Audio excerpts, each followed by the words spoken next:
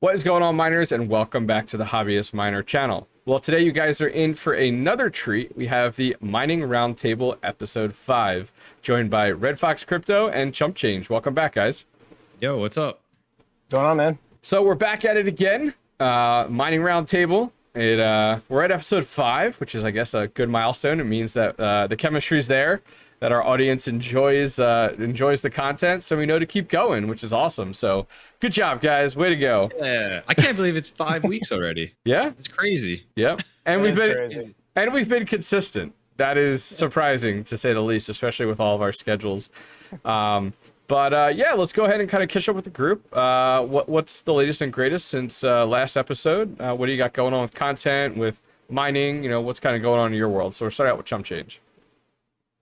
So I recently broke 5 gigahash in the crypto mining grow tent, which is a disgusting heat problem. So sick.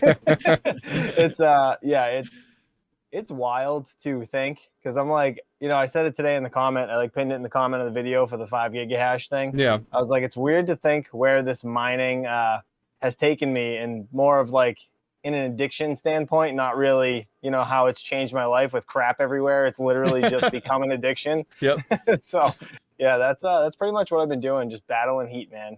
So what do you think your max is as a home miner? Like 5 gigahash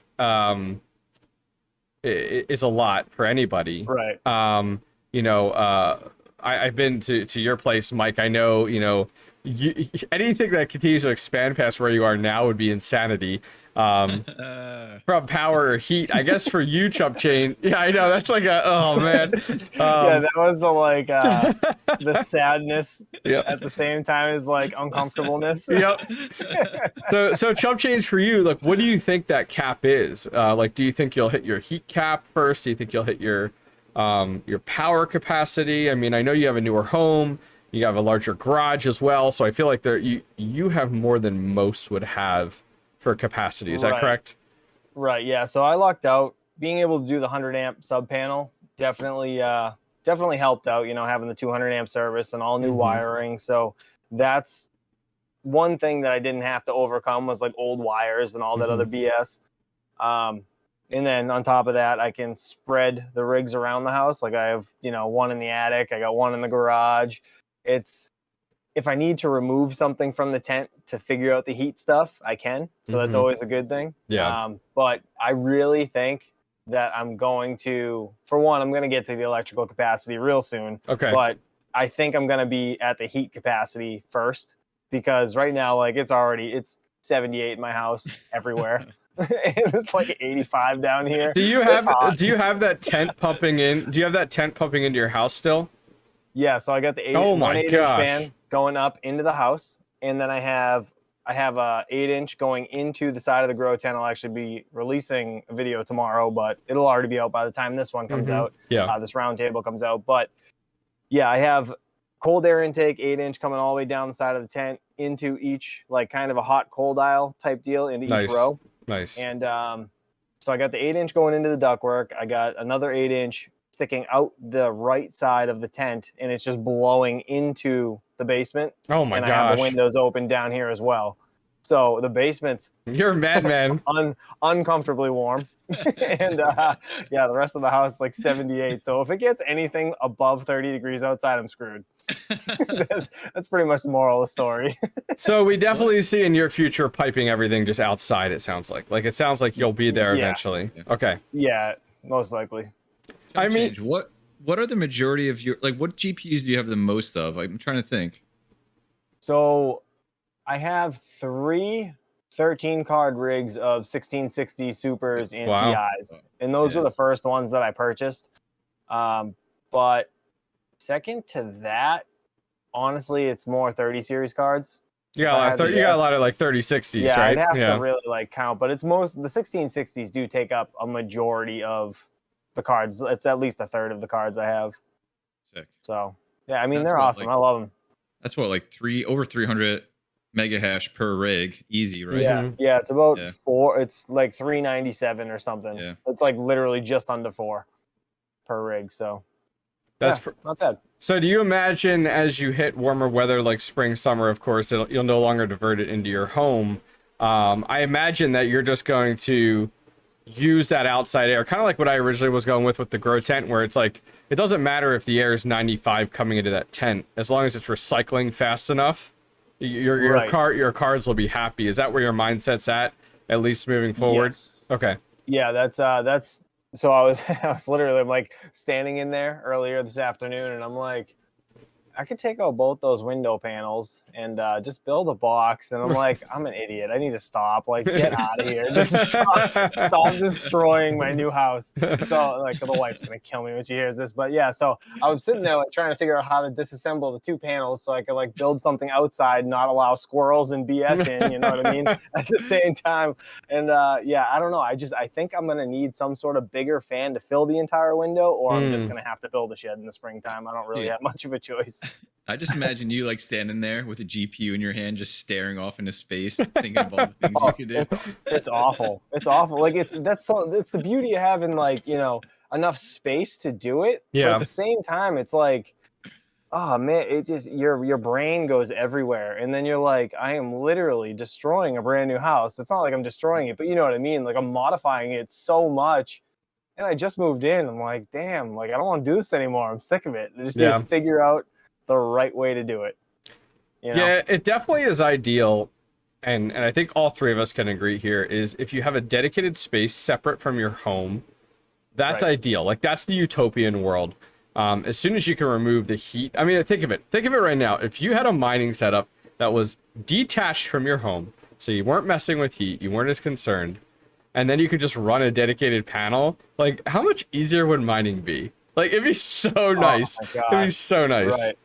So that's one thing I want to do when I want to build a shed, right? I do want to get a service out there, but like, I don't want to have to pay someone to do it, and that's not something I want to tackle. You know what I mean? Like, it's just one of those things. So that's where it comes down to. I can only do so much, and I'm going to do as much as I can before I have to do that.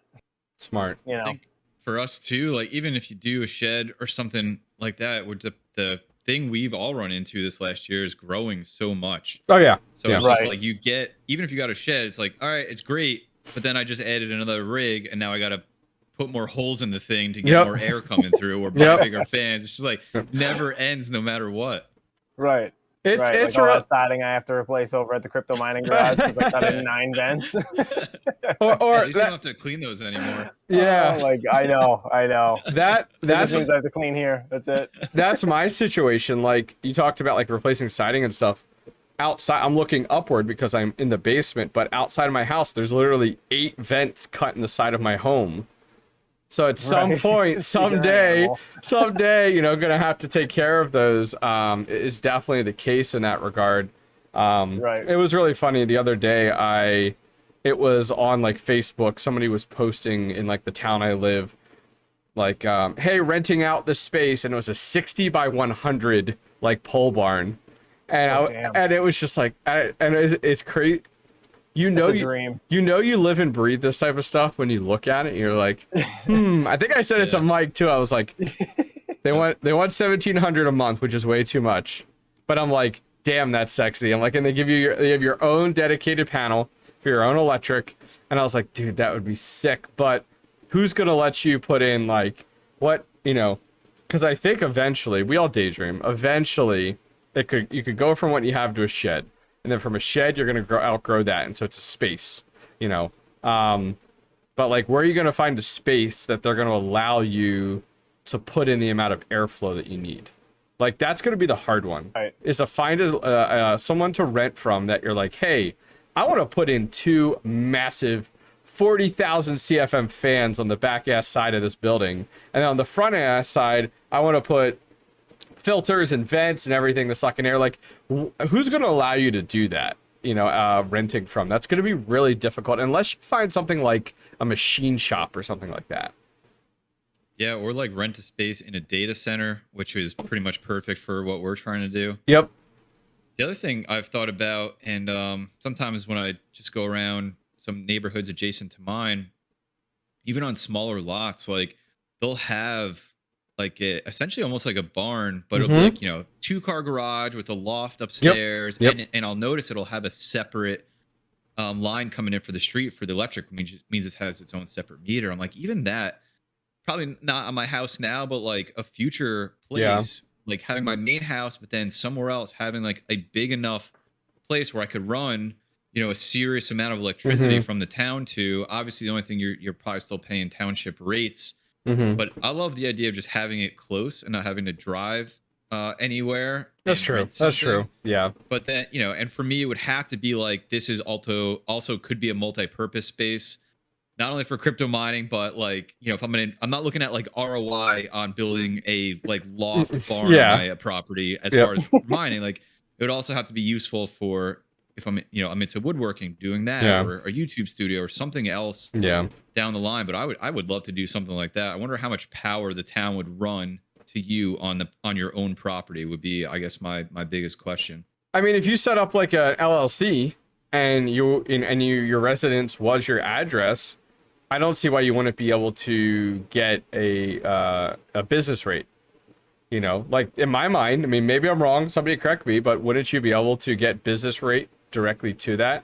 I think it's by zoning. So like, Yeah. you're Damn. zoned residentially, so you have to pay residential Oh, rates. see? Yeah, I tried tried. my plumbing business. It didn't work. See, I would have stayed at the crypto mining garage if it worked. Yeah. Absolutely, but yeah, they said no. Down the street from me, there is a why am I what are they called? Greenhouse. There's like a whole bunch of greenhouses, a place, and I'm very part of my mind, it's crazy, Mike, you thinking about like driving around your town and looking at these potential places for like mining. You got a problem. But you're not alone. But there's like a place down like literally a mile away that has a whole bunch of greenhouses and stuff. And I was like, man, and some of them are like you could tell some of them are pretty beat. So it was like, man, like, is that an option? Like the greenhouse, could you hit somebody up and be like, hey, I'll give you $300 a month to use this, use this one greenhouse. And they have, those have those giant, fans on them. Like, could you make something like that work? The only thing is, like, as you said, like security now is your big thing with a greenhouse. Like, there isn't really a layer of security there, but it just like, that's where Just my all mind, glass to see inside. yeah, that's where my mind goes, on that type of stuff, which is like, it kind of makes you think, Yeah, I have a couple funny stories from this week. So give it to us. Yeah, what's your deal this week? So I guess the beginning isn't funny, but part of it is funny. So my Mrs. Red Fox texts me while I'm at work. She's like, "Hey, it smells like gas in the basement." Oh Jesus! And I'm like, "It kind of always does a little bit for a while. It's probably not fine. a problem. Not a problem. The windows are It's open. only to let the cool 95 air and a in." bunch of like high-powered electricity down there. Gas, no worries. Yeah. So it turns out there was a small gas leak. Oh man. Yeah, where it connects up to our stove in the kitchen, and it was using like one of the old from the 60s on-off valves. So I'm like, okay, we got it tested from the town. They're like, yep, that's 100% the leak. So we call first thing I do is like, I love fixing stuff myself. Did you have hang on? Did you have somebody? Did you have somebody come out and text? Yeah. Okay, so you had somebody come out and you tested it, right? Yeah, just like the town just does it to confirm the gas leak. So did the guy walk into your basement the whole time? Yeah, did the guy? Mike, you could have just called me. I'm a master plumber. I have a master gas license too. Were you gonna come down? Were you gonna come down to my house? That's right. No, but I could have told you how to fix it. I could, YouTube exists. I think we all know that. I could figure out how to fix Actually, this yeah. thing. You know what? You can YouTube anything today. Never mind. I totally retract my previous statement. But you know what I thought about now is, and my wife tells me this all the time. She's like, "Yeah, I know you could do it and you could figure it out and do all this stuff, but look at all the other stuff you're doing right now. Like, sure. Time is money." So anyway, we call plumber. He comes over, and I'm just like, all right, he's gonna be in the basement. He's gonna have to go out through the garage, turn off the main gas, and like I got rigs there. I got a ASIC in the garage. Yep. Can't ignore that. I got all this stuff in the basement. So he goes in the basement, doesn't really notice anything, and then he's like, "Show me where your main gas shutoff is." I'm like, "All right, we're just gonna go through the garage." As soon as I open the garage door and he hears that ASIC, he goes, "What are you doing? Some Bitcoin mining in here?" Oh, one of those guys. Yeah, yep, yes, I am. Yep. He's like, "Oh, what's good? Like Bitcoin or Ethereum?" I'm like, "Can you just please fix my gas leak?" Awkward. Nothing. Don't tell your friends. It's I funny. do think. Go ahead. I was gonna say it's funny you say that because I've had a lot of contractors in and out of my basement with the work going on and stuff, and it's actually worked in my favor. So like, oh, you're doing that type of deal, because I've had a few of them come back to me and go, hey, do you want to pay me in crypto? I'm like, hell yeah, I do. Like, sounds good. So that's worked out in my favor. I've actually paid 2 of them in Ethereum, which has worked out really, really nice, because Yeah, it's that like, rules, man. I was like, yes, I will, without a doubt. So yeah, so That's awesome. yeah, I mean, it is, I forget what it, oh, I was thinking the other day. Oh, sorry, Mike, are you finished with kind of your story there? You said you got some. Yeah. I got one more. Go for it. No, please go for it. We'll circle back to it. 4 a.m. Uh-oh. Sound asleep. All right. And my bedroom is right on top of all the mining stuff in the basement. 4 a.m. I'm like hearing a sound. You wake up and you're like, am I really hearing that, or am I half asleep hearing that? And it sounds like when you would take your finger around the edge of a glass, like the top of a glass. Oh, Right? no. You get that like reverberation sound. And I'm like, what Yeah. the heck could that be? It comes, it goes away, it comes, it goes away. So then it's like 4:45 a.m. and I'm like, I gotta go figure this out. So I like, the only things that are constantly moving and spinning are in the basement, all the mining stuff. So I go down there, I'm like in my boxers, like half awake. I'm like looking at stuff. Plenty of nights like that. Yep. Yeah, and I'm like, it can't be this. Maybe I'm just imagining this whole thing. Go back to bed. Wake up 5 minutes later, get a horrible night's sleep. Finally go down there, and like, it's got to be something down here. And I put my ear literally touching one of the Vivo Sun exhaust fans from my grow tent, and I'm like, oh, there it is.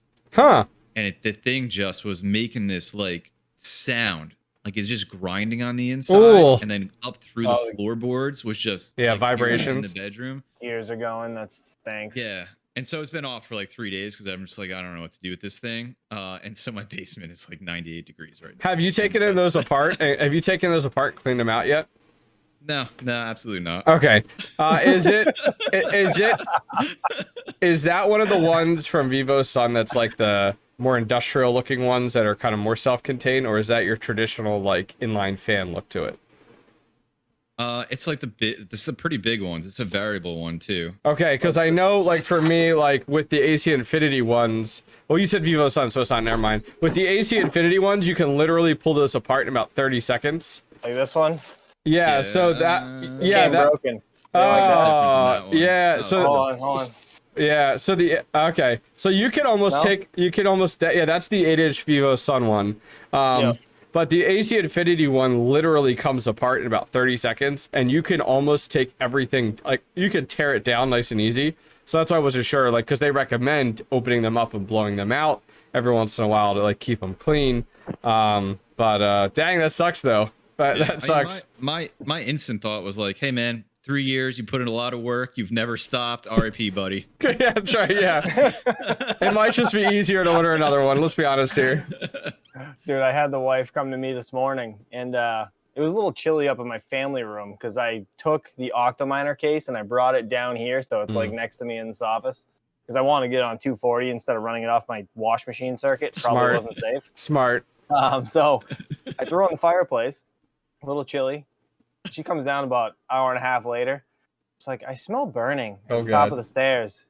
Immediately, my 3090's on fire. Like, it's in my brain, right? I'm like, oh no. Like, I'm like running around. I run immediately all the way to the attic, unzip the grow tent. I'm like, it smells fine. Yeah. What does that smell? There's nothing burning in here. I checked every connection. And then I'm like, oh my God, I left the fireplace on for like 2 hours. I'm like, are you kidding me? I was so mad. I was like, I just wasted all this gas. And we weren't using the house. We're not using the furnace for a reason because I'm paying for heat. And I just blew it all in the fireplace 2 hours going out the friggin' side of the house. Like, damn it. I got a call from Mrs. Red Fox at work one day, and she's like, basement smells like fire. And I'm just like, immediate panic. Oh, 100%. And I'm like, go down, like, smell everything. What could it be? Like, I don't use SATA. It's going to be all right. Maybe a card fry or something like that. What it is, like, when we figured it out, because I leave the window open down there all the time, and it's pulling air in. And somebody was just like, had a fire in the neighborhood. Yep. And was just pulling some of that into the basement. But I was like freaking out, That happens to me all the time here because of the amount of air I'm pulling in now. Like literally somebody's, you know, has their wood stove on, and I know it instantly because you could smell it right here in the basement. I do need to put something on the back of my door. It's the slotted door, so I need to put something on the back of it to almost seal it the best I can, just to help out to kind of keep that, because this office has gotten a little chilly, you know, kind of doing that. You should put like air fresheners on the inside as the air comes through. That's right. Hang them right on there. Cookies. Yeah, I haven't done filters yet, and I really need to do filters on the incoming air. I haven't done it yet, so I've been just pumping in outside air for about the last 6 months, and I actually have come up with like a little filter system to do it. So it's going to be a bracket that sits on the outside of the drywall with angled aluminum, so it just creates like a U for 12-inch by 12-inch filter, and I'm just going to slide the filter in right where right against the grill. The air will blow through the filter, and then you know, once a month I can literally just replace that filter, or eventually get like the washable ones type of deal if I wanted to. But yeah, I have to do that because that room is getting like dustier and dustier and everything, and I'm like, we need to get some filtered air coming in if I'm bringing in that much outside air. I'm just gonna give you a little something. You're gonna have high hopes to replace that every month, and you're not gonna do it for like 6 months, dude. Liar. In the Crypto garage. I was like, I don't want to move this whole rack to pull those filters out. Damn it. So well, what would happen if like a skunk walked by and sprayed by your intake? Oh no. Dude, that would happen to me too, though. I can't even lie. Like, that would suck so bad. So that absolutely suck. So talking about like intake and stuff like that. So this was something I stumbled upon. You know, I've upgraded my 2 overhead fans from 6-inch to 8-inch. I've kept the piping, the ductwork is 6-inch, and I've just done a reducer on each side. It's actually been phenomenal. Like, it's worked really well, much better than I thought. And I did a reducer on each side. Do you mean like 8-inch to 6-inch reducer? So on the near the outside of the house, or like in the room? No, so in the room, looking up, you have your AC Infinity 8-inch fan mounted up top, and on on each side you have 8 inches going on the fan, and then it goes to a 6-inch. On each side. So it's just an 8-inch. Okay. Yeah, because I already had all the 6-inch ductwork run. I literally was just pulling out the fan. That was a good idea, actually. It works really well. I mean, you're not getting a full like 800 CFM because but like, to give you an idea, on the outside of my house, when I had a 6-inch, the vents are the shutter vents, so they open just a tiny bit. The 8-inch now is literally straight open all the time. Like, you talk about a difference. So I did the first one, and that worked out really well. It was good. And then the next day, my son was helping me, and we were doing the second one. So we did it all. We got it all set up, and I turned it on for the first time. I'm like, all right, buddy, let's go outside. Let's take a look at the outside vent. You know, it should be halfway. I go outside, and it's like closed. And I'm like, what in the world's going on? Like, I can hear the vent, but it's making like this like rattly, like high-pitched noise, like a pressure almost noise. So I'm like, what is going on? So I take off the backside. So after it's gone through the vent, I take it off, and I put my hand against the AC Infinity fan, and it's blowing hardcore. So I'm like, okay, the air is coming out there. So I'm like looking in the tube, like, what is going on? So finally, I pull back my insulation, and I look on the backside of that rear vent, solidly clogged. Like, entirely clogged with like lint and everything like that. Like, it was like, and here's what I did. So on the outside of the house, on these flaps, there's like a mesh layer inside of the vent. And I'm like, wait, how long has this been clogged for? Because I had a 6-inch running there for months, like 6 months. And I never even thought that like the exhaust would, like, intake, okay, you know, like, that's weird. But like exhaust, it absolutely was. And then I started thinking, I'm like, man, like, I've renovated the basement down here, like, it's been sanded, it's been spackled, painted, everything. So I literally took a vacuum up in there, reached my arm up in, and vacuumed it out. It was like an instant fix. But it was also one of those, like, dude, I just put hours into troubleshooting this, and this was like an instant. It took 2 seconds. Oh, like, damn it! Why didn't I think of this first? Yeah. So that was rough. Weird, Yeah. Last thing I'll bring up, because you had talked about burning. So I I think I told you guys, I ended up having to replace my furnace. They're coming out on Friday to replace my furnace, AC, the works, which sucked Right. because no one ever wants to spend that money. Like, let's be honest here. Can you pay him in crypto? Did you ask? I know. I did. I already asked. Trust me. I was like, let's talk. But do you do YouTube sponsorships? yeah, that's right. Yeah, let's talk about this. But yeah, about a week ago, we started getting like a hint of plastic smell, burning plastic in the house, and we'd be like, and it wasn't bad, but it's like, what is that smell type of deal? And then it would go away and be like, all right, whatever. But we'd smell it out of like multiple vents, but not all the vents. And then a day or two would go by and it happened again, and we're like, what the hell? So finally, 2 days ago, it was bad. Like all of a sudden, it was like I took a piece of plastic and put a flame under it. That it was like pure. Like very strong. And so we actually decided to turn off the furnace and the heater, and it was like, you know, Mike, you know what it's like right now in the area. It's cold. I mean, down this area, it's, you know, below 20 at night. So that's not something you want to do. So my wife was, you know, very active to be like, dude, let's just put mining rigs throughout the house to get by for right now. So we did that. We put mining rigs through. I knew I would get you. Yeah, that's right. Enough. That's right. So, you know, we put them throughout the house. I mean, the kitchen counter had one on it. We had two upstairs. You know, I turned off my exhaust. And so I turned down my intakes down here, turned off the exhaust. I put two of my fans blowing air. They're 5200 CFM fans to get air upstairs. So the mining room was like 105, but it was blowing all that air out. And we got by through the night. In the morning, it was like 64 in the house, so not terrible, but was still chilly. So I had the guy out. He looked at it. I guess there's something with it, some type of pan within it that is like, I guess like a rubber coating, and it was like melting. And the system's over 13 years old. There's no warranty or no recalls with the company, which makes sense. Our AC core was already cracked and leaking Freon from the summer. So like we already knew going into the next summer we were gonna have to replace the AC stuff.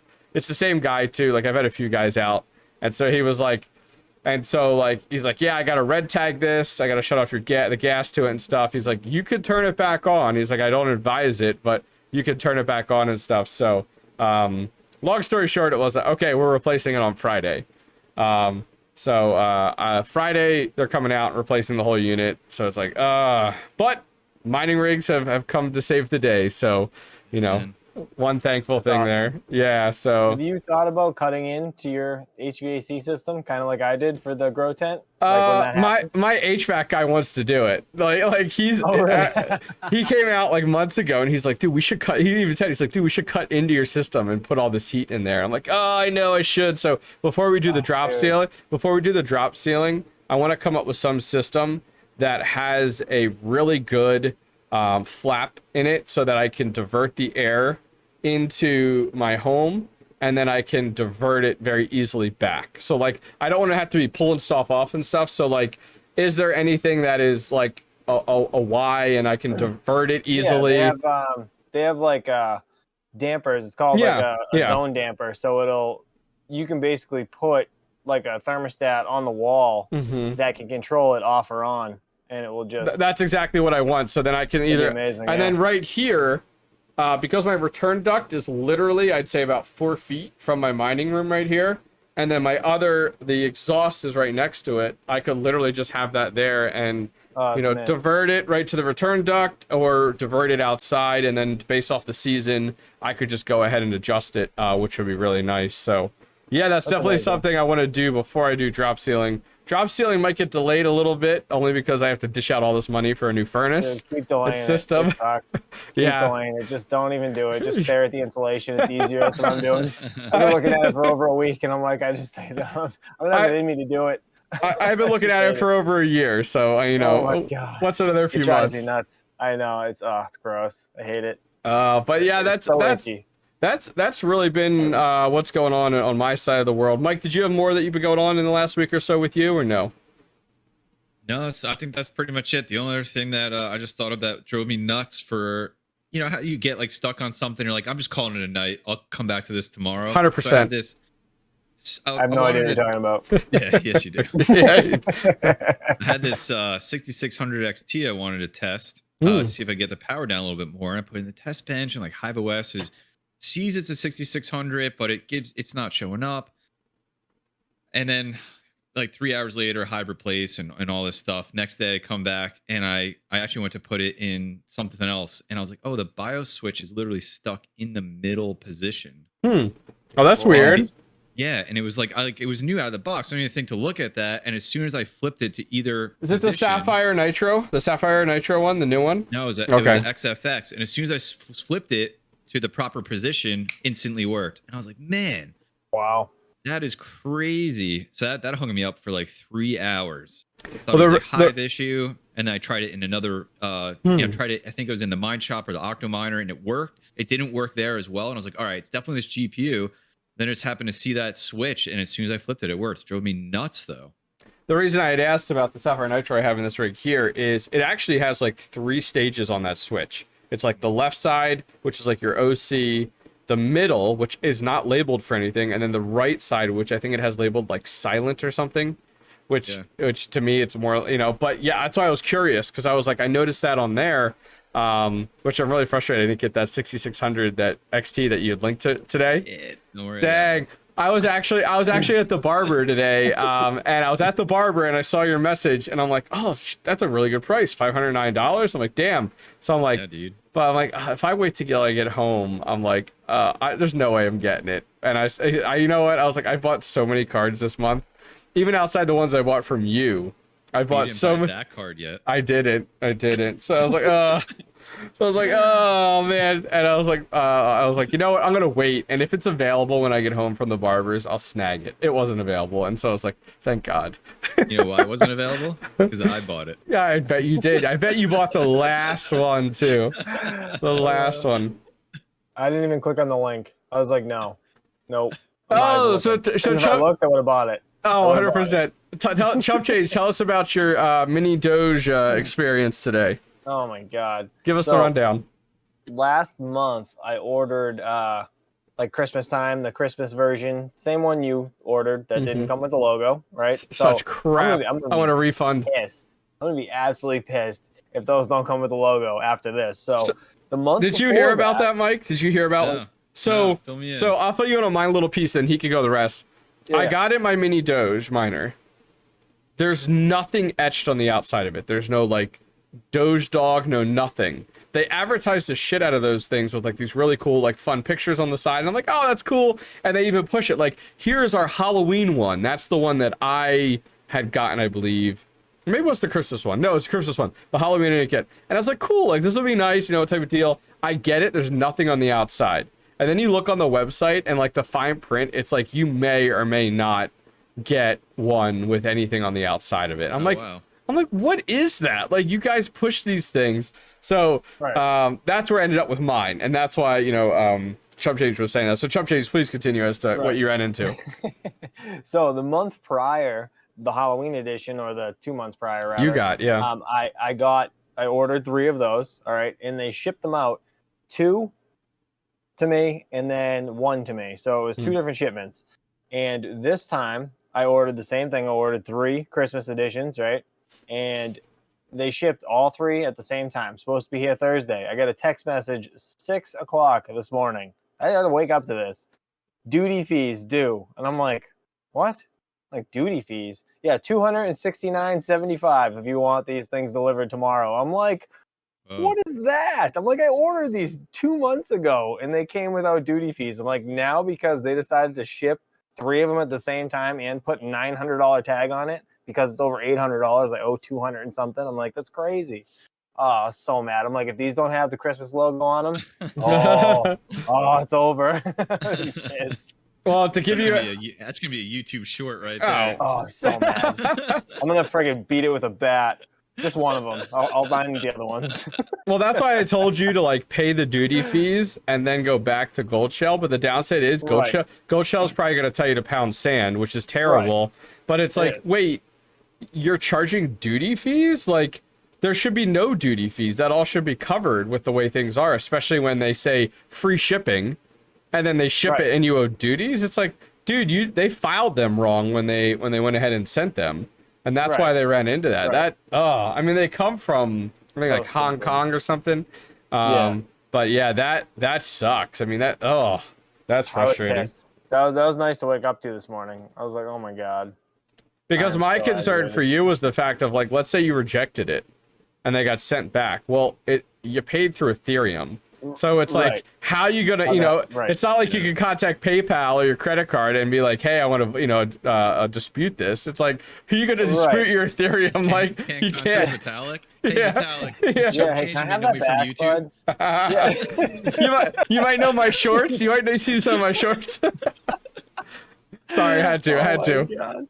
No, it's totally fine. Totally fine. Oh my god, dude. So yeah, when I called DHL, right? Because I was like, listen, like, I'm like, I didn't, I told them the situation. I got the same exact amount last month, and I didn't have to pay any duty fees. I don't know why I have to pay duty fees now. And she explained it was over $800 on the tag.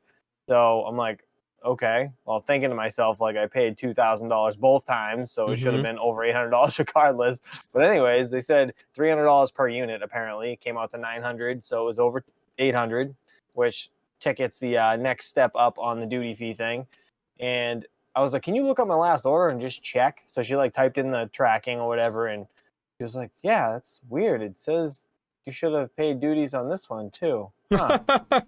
And I'm like, that's crap. I'm thinking to myself, I'm like, did I just run myself over? I shouldn't even have said it. But like, thankfully I didn't. But I'm like, yeah, like I just don't understand it. Like, it makes no sense. And she's like, well, the thing is, if you don't pay it and take these and we send them back, the company's most likely not, like, even if they refund your money, they're not going to refund the duty fees because they're going to have to pay it. And I'm like, yep. All right, so I'm screwed either way. Like, because I'm probably not going to get the Ethereum, and then I'm going to have to pay the duty fees anyways. So I'm just going to pay it. Man, that's a bum out. Yeah, aggravating, but whatever. Hopefully Dogecoin goes to $1. We'll be good. Elon, get to the tweeting. Yeah, absolutely. Yeah, well, I saw today. It's really interesting. Like, the Helium Miners. They thought they might have had a sale today with MNTD with Rack Wireless, but it was a really weird cryptic tweet. Like, 2 months ago. I don't know if you're familiar, Mike, but they went ahead and went to go do their U.S. sales, and like they use Shopify's backend side for the e-commerce on their website, and it's been so bad that they had to cancel their U.S. drop. So it's been 2 months and nothing. I even tweeted to them. You look like such a fool in that short. Oh, that out and everything. And he's like, oh, there's a sale. MNTD dropped today, this morning. That's all right. Voscoin did the same thing. Voscoin had a video on it, like promoting that they were going on sale and everything. And oh no. And they haven't had anything. I actually tweeted to them the other day and quoted their tweet saying, hey, we're going to be, having a sale. But anyways, this morning it was like something like something helium, blah, blah, blah. And it was like incoming, or it was like just dropped. And I was like, oh, does that mean they dropped? And it was like 2 hours later though. So like I knew they were gone if they were, but like, it looks like there wasn't a sale at all. Like nobody got any, they weren't for sale. And I'm like, dang, between them and like Goldshell, it's like, they're just kind of burn and bridge. And it was funny, if you read tweets, half the people were like, I am not buying from you. I've been screwed over 3 times with your drops. Like, and it's like, damn. The only thing that's good about them is they don't take your money if they don't have the units to sell. Well, they don't list them. They don't list them. They don't list them if they're not. Right. Yeah. So you don't have the option to purchase or whatever. But yeah, it's definitely a bummer when they keep telling you it's coming and it's not. You know what I mean? Yeah, that sucks. That's two things. That's 2 things I definitely don't mind spending my money on. Is I'd like to get another helium miner, which mine's worked out awesome. I moved mine to my attic, and mine's almost $20 a day right now on my helium miner. Is your antenna inside, like, or is it against the window? Inside. Yep. So really? Friday I'm doing an update video, which is crazy. So many people have literally reached out and be like, when's your update? When's your update? So the first 2, I did a video after 2 weeks of it being in my 4th bedroom window. Just plugged into an outlet, 4th bedroom window, and it wasn't doing so well. Like, I learned afterwards, it can take up to 2 weeks to fully sync the blockchain, which is insane to me. So after, it wasn't really worth it to judge any profitability. Then it was like $1 something a day. But as soon as that 2 week mark hit and it said synced, I started seeing like it just kept going up because I had 6 witnesses. I then moved it to my attic. And in my attic, I'm now up to 32 other witnesses going literally a 12-foot max height difference. 32, Dude, I have to do 32 witnesses. And literally, I just wired an outlet in my attic, plugged it in. It's running on wireless. And there's no window there? There's not even a window. It's right up against the, Oh my the board. God. Why didn't I do this? 32 witnesses, and I'm almost at $20 a day. So Friday's 2 weeks. So I'm going to have my 30-day Helium mining experience video talking about profitability, and there's a crazy graph. The graph's like this and then goes up, like, and it's awesome. And now the next 2 weeks, I am buying the 5.8 dB antenna, and I'm gonna go to the highest peak on my house and just poke it right through into my attic because it's right there now, and I'm just gonna get the LMA wire and plug it in. So now it's gonna gain probably about another 6 feet in height. And I'm really curious. You're gonna put it on the roof? It'll be on the roof on the side of my house. So the side of my house, there's a lot next to me that's empty, and then the next house there's a ton of space there. But where the roof peaks, I'm gonna go ahead and put it right. So it's gonna be the highest thing on my lot. Like there's nothing gonna be higher. Awesome. I'm gonna put it right in the corner there, and then we'll see how we do. But it's like, hey, if I can continue going up, like let's say that increases even 10 more witnesses. I'm like, you could see $30 a day on a $400 investment. Get out of here. So mine, right? It's been in a box, like in a weatherproof box on my second deck, like my second floor deck. Oh, okay. Comes out of my family room.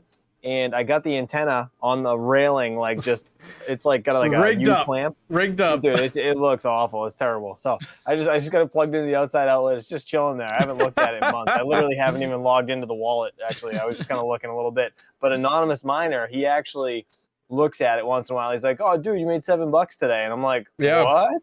And even after he said that, I still didn't open the wallet and look. But now that you say you don't have a window near the roof. So he told me, he's like, you should probably, he's like, try to get that to the highest point of your roof. Put it in your attic. You just did all that work. Just throw it up there. Outlet, and right behind the grow tent is like that little crawl space that goes above my family room to the highest peak, highest roof peak. Yep. I just mount it to the wall as high as I can. Put it up there and wait about a week because everything takes forever to update on the Helium network, and then check it. And you might be like, holy cow, like seriously? I mean, it's all about height. The higher you can go, the better. That's why, like, you see these people that put on these like long poles and attach it. And I've watched a lot of really cool videos where, because between the Helium miner and the actual antenna, you want that LMA cable to be as short as possible. So they'll take an exterior braided box, put it inside there, and then they have the antenna right there attached to it, really close. The only thing I wish the Helium miners had was PoE, because then you could just run Ethernet up that pole, and it'd be clutch. Right. It'd be really clutch. Right. But hey, it's a fun little project. I was only going to do this one and be done with it, but the fact that like is it that profitable? That's crazy. Yeah, so I'm actually looking. My parents have a beach house in South Jersey, and I'm thinking about putting one there because it's on an island and it's facing inward towards the Jersey coast.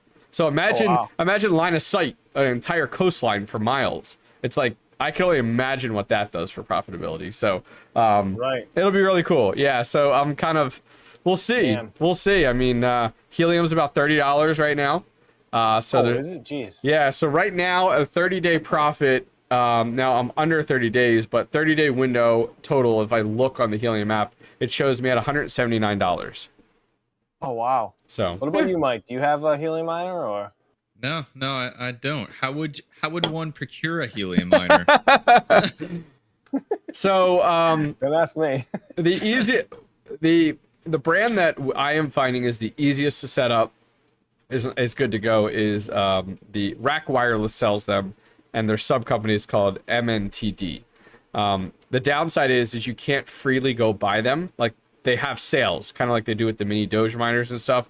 So you just go on their website, sign up for their newsletter, and then they email you when they go on sale. And I got mine because 2 sales ago, DJ Mines hit me up. Him and I were waiting on their website to the sale to go happen. He got in, I didn't, to buy it. They limit you to 2, and they sell 2 different ones, a 4 gig and an 8 gig one. So I bought the 8 gig one just for future proofing when it comes to, as you know, the blockchain and the DAG file size. And so he bought 2 and sold me one. You know, we kind of agreed like, hey, if we get it, we'll just send you the other one. So that's how I got it, and I've been keeping an eye on trying to get it. So there's a lot of other ones out there, but MNTD is the only one I know of that only puts them up for sale when they have them in stock. And Right. versus the other companies are like, hey, buy my Bobcat, Yeah. and we'll take your money, but you'll get it Yeah. in 14 months. Like SP North America. Yeah. Oh my gosh. yeah. Good. Pain in the butt. Yeah, definitely. What are we at now for time? We're at 45 minutes. So, quick subject for you guys. I'm curious on it. And we'll throw it to Red Fox first, since you and I just chatted away on Helium. If you were not crypto mining, or I'm sorry, if you were not creating content on YouTube, and you were just a miner, what would it take for you to stop mining? So, like, at what levels? And the reason I kind of bring that up is, like, you know, everyone's on the whole, like, ETH 2.0 and ETH Proof of Steak. But what would it really take for you to a point where if you weren't creating content? The reason I say that for people and our audience understand is the 3 of us make a decent amount of money per month creating content.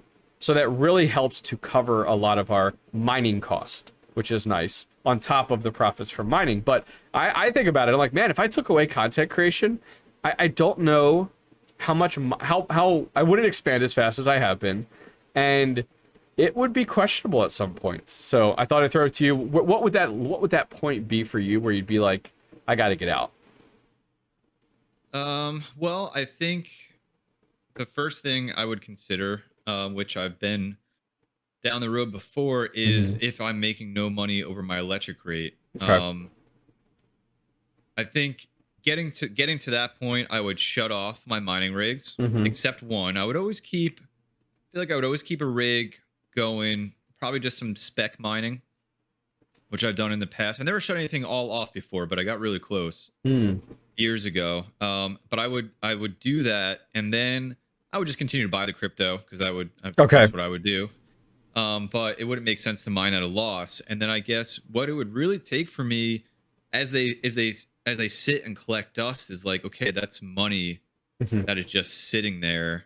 You know, maybe it's now 3 months and I haven't turned any rigs back on. Sure. Is it time to start liquidating some of these? But it's tough because a lot of people did that in you're looking like 2019, early 2020, and they're all kicking themselves, wishing they just let it collect dust for a little longer, and they could have fired that right back up.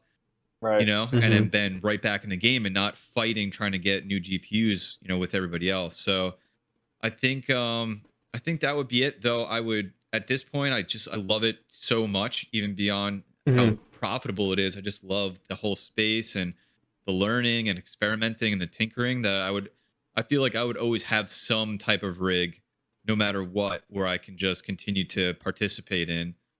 If you had to pick one crypto to mine during that time period as your spec mining, we'll call it, what would it be for you? Is there one project where you're like, yeah, I know I'm not making money, but I'm passionate about this, I want to keep doing it? What would be one? Same one as 2018, 2019. Flux, my man, Flux. Right here. Yeah, that's right. I would just keep rolling that. Been down that road before. Okay. And that's what I would do, unless something really new popped up that I felt like burning some electricity on. But like Ravencoin Light. Yeah, Ravencoin Light. Yeah, makes sense. Yep. Dude, I'm out of here. I'm ending this call right now. Podcast over. So, ChumpChange, You what totally should have hit the end button. That's right. That would have been epic. So, ChumpChange, what about you? What would it take, putting content creation aside? It's not a thing. With mining for you, based off what you know, especially with your electric rates and stuff, what would be that point for you that you'd be like, I'm out?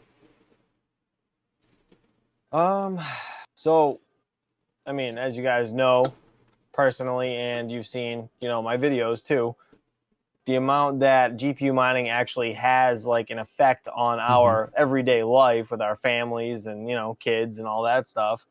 I mean, if I wasn't doing this to, like, you know, create my own business or job making content and stuff, I would probably I mean, I think honestly, my wife would get way more fed up with it than she does now. So I guess the divorce papers would make me stop real quick. Let's be Stop real, right? replacing Zotac fans. We're getting divorced. But no, it's like, man, like, so I love tinkering and building stuff like, you know, like you guys do.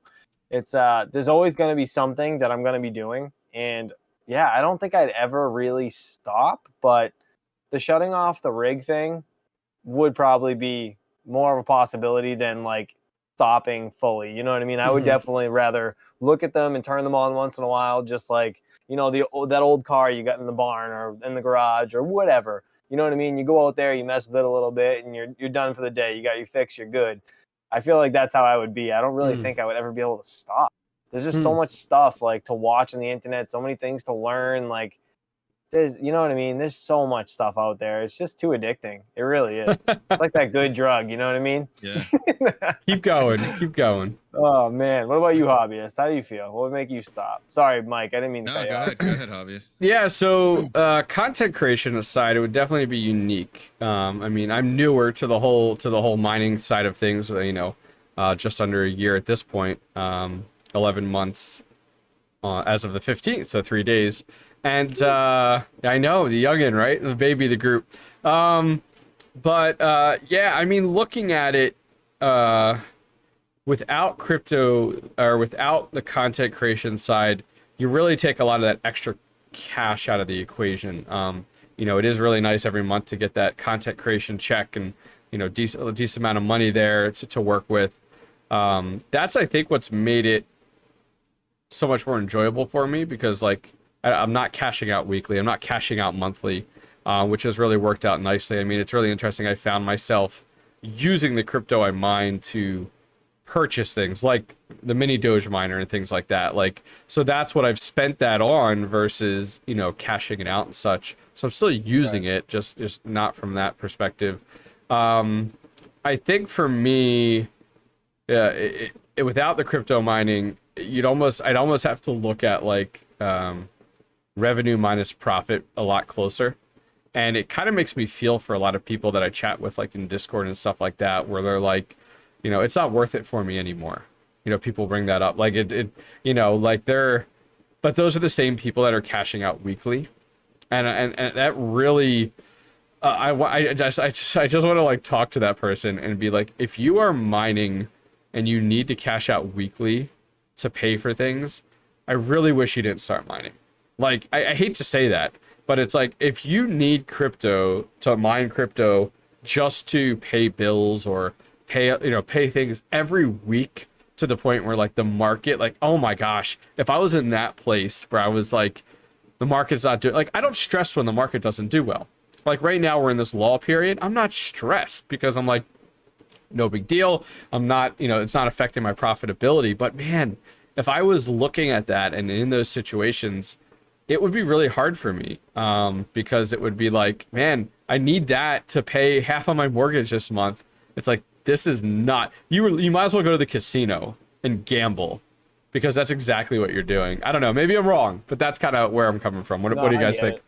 I get what you're saying. It makes sense. Yeah, it's definitely not fun for anyone to be in that situation where you like need the money. I totally get, you know, trying to find a different stream of revenue, and that's, you know, instead of getting a second job, say you're crypto mining. But if if you're totally relying on this, it might not be for you. It's just, you know, you have to risk is only as much as you can afford to lose. So like, you don't want to put your house on the line. You don't want to put your family on the line.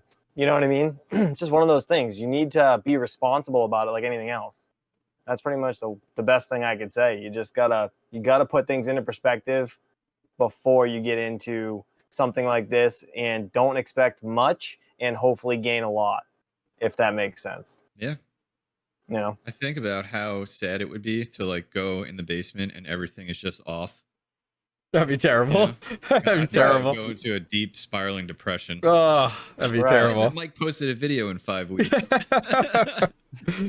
Oh yeah, it's definitely, you know, as much as you know, I think we all get this, where it's like, you know, why you like it's every time I post an Ethereum video, why are you mining? Why are you building an Ethereum rig when mining's going to be dead when it goes to proof of stake? And it's, you know, those people are so naive. But you know, I'm excited for that time period because I'm like, all right, the next evolution of crypto mining, like what's next? You know, kind of pivoting from there. But at the same time, like man, that market's going to be the Wild West for a few weeks. I feel like. Yep. Yeah, Sure think is. about when all the prices went way down last bear market. I mean, literally every big crypto not everyone, but there's a lot of big crypto YouTubers Kind of come the and go. thumbnails. Like no, they just thumbnails would be GPU mining is dead. Mm-hmm. Everybody on Reddit and Discord, GPU mining is dead. It's dead. It's dead. And it's just like the same thing. Like GPU mining is gonna die with ETH. I mean, maybe, but like you just go back and look at the track record of proof of work mining, and it's just found, and GPU mining just found a way before ETH. I think it'll find a way after ETH. Not to say that there won't be some like bumps in the road, but Yeah. I think all those people saying GPU mining are dead, you said it 3 years ago, and guess what? Here we are. So I don't know. That's my opinion on it. No, it's good. It's good. Definitely is. Yeah, I think it's it'll be exciting. But it will be the Wild West. I mean, I forget who I was talking to about. You may see a lot of people swap to things like NiceHash and stuff like that to mine Bitcoin, you know, or to be rewarded in Bitcoin. I mean, I've even started to think about that, where it's like, okay, proof of you know stake happens tomorrow, and it's like, okay, I swap all my rigs over and to something like NiceHash and let it mine and just get paid out in Bitcoin, just because Bitcoin is like stable. It's the only thing that's going to be stable at that time. I feel like everything else is going to be all over the place versus Bitcoin. I don't know. Maybe I'm crazy. I can't wait. No. I can't wait to watch it all unfold, man. It's going to be utter chaos and nobody knows what's going to happen. So like the enthusiast for crypto in me just cannot wait Oh yeah. to watch all this happen. Yeah. I I can't mean, wait. it at least is like it's something exciting versus something like a happening occurs. Like the Ravencoin one. It's like, all right, what now? Nothing. You just kind of hang out and wait. Versus like Ethereum, no, it's literally going to be at an exact time period where it's like this or that. Like it's just the hash rate's going to drop instantly. It's gone. And then, okay, where's it all going to go? I think it's going to be really crazy. But that's just kind of why the kind of started the subject, because it was like, like what's that going to take? Because I think just as you had said, like you're going to see a lot of people like the second they announce, okay, proof of stake is this time, this date, exactly. The GPU market's going to be pretty crazy. I think we're going to see a lot of availability out of fear. That's what I was just thinking about. Like so if they do say that, say it's happening 1 month from now. Yep. Like that's going to be a real test for everybody who loves mining. Is okay, GPU prices are dropping. You know this event is coming. The market's getting flooded with graphics cards. People getting out. Are you going to be buying them right now? And then watching that just network hash rate, what will it do? Because right now the Ethereum network hash is just climbing. Yeah, correct. Will it start to flatten out and start to come down before that happens as people sell off GPUs, or will everybody be like, I'm going until the last possible second, and then there's this huge event of people just flooding the market? I guess I'm really curious to see how that unfolds. Yeah, I don't know.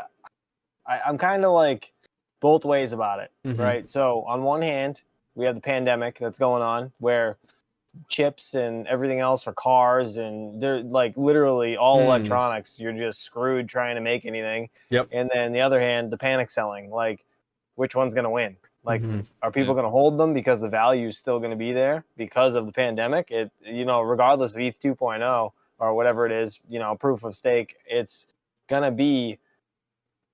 just going to be such a wild, like chaotic time. Like, you know what I mean? There's no two ways about it. It's going to be so all over the place. We're going to have no idea. I think it's going to force a bear market.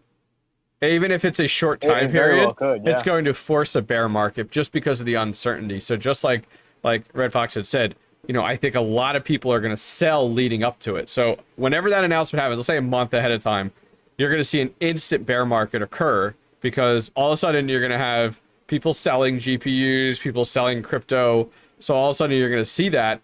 for me, honestly, that's the time period I'm going to buy up GPUs. Like that's for me. I mean, I'd rather go, okay, great. I'm going to double the size of my farm during that time period because there's GPUs everywhere because I'm waiting for the upswing, you know, and I'm in a place that I could afford that versus other people who are like, well, I need to get out now where my GPU is worth X versus when proof of stake happens, now it's $500 less, you know? The other thing I think about is you mentioned like pricing for Yeah. Ethereum. Yep. So, I mean, right now, I'm one of the people who sells some of the Ethereum that I mine. Yep. So what like how much sell pressure goes away? Because you have ASICs mining ETH that are probably selling into Bitcoin or to something else. You have GPU miners selling ETH to pay back expenses. You take all of the mining out. How much sell pressure does that take away? Which then maybe the price goes up. The other thing along with that is, I mean, there's incentive to hold ETH so you can stake it and earn staking rewards. So like, I'm really curious, like, will the price skyrocket when this happens? Because you're taking away the, like anybody who wants to sell it because, and you leave maybe just traders left who are just going to trade it. But anybody else is, I want to hold it, getting to staking pools. I want to hold it to get 32 Ethereum and all the miners aren't selling anymore because we aren't mining it. So I guess that's one thing I'm really curious. I mean, does ETH just go boom? It could. Because it's just buy because everybody wants to get to the point where they can stake it on a full node. Yeah, you could. I sure hope it does. Yeah, me too. You could also see a lot of people trading into ETH. So like, oh, like all my Raven coin, I'm dumping into ETH because I want to get as much ETH as I can before that happens. So you may, just as you had said, you may see ETH go through the roof between that announcement and that time period, which just all of a sudden it's like a hodl of ETH. Everybody wants it. So all of a sudden it becomes. I have a question for you guys. Sure. Right? Yeah. Unmineable. Do you think we'll still be able to mine and get ETH? Yeah. Yeah, because right now you could do that with any coins that aren't mineable. So you could very well use unmineable. Yep. It's just converting. Yeah, it's just converting it for you. That's also it. You're mining Raven Ethereum Classic, let's say, and then you're just it's just converting it and paying it out. And somebody actually reached out to me the other day. I don't remember who it is, and they actually were doing a comparison. What was it with? Oh, it was with Ravencoin. They were mining Raven. They were mining Ravencoin straight up to the pool, and then they were mining ETH and having it convert to Ravencoin on unmineable. And because it only has a 1% with unmineable, they were making more in a week mining to get Ravencoin. They were making more through unmineable. And I was like, wow. I was like, that's really interesting. Yeah, go for it.